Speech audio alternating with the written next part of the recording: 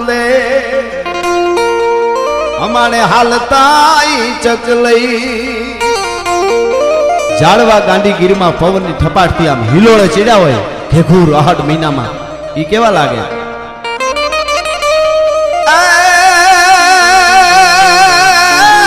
જામુના કાંઠે અને ઓલા જાદવા સાથે જમુના